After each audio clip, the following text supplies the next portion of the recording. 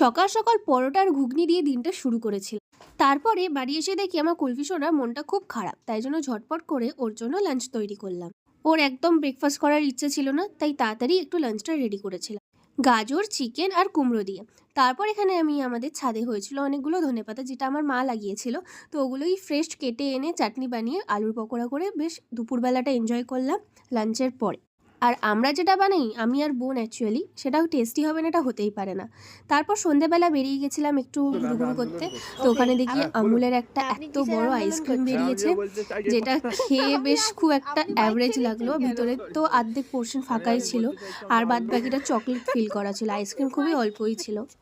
ওটার সাইজ দেখে আমরা ওটা নিয়ে মজা করছিলাম। তারপর একটা জায়গায় চলে গেছিলাম একটু কফি আর মালাই টোস্ট খেতে। এখানেও কি সুন্দর কিউট কিউট পাপিস রয়েছে, ওরা বেশ আসে এসে মানে খাওয়ার চায়, বেশ ভাল লাগে।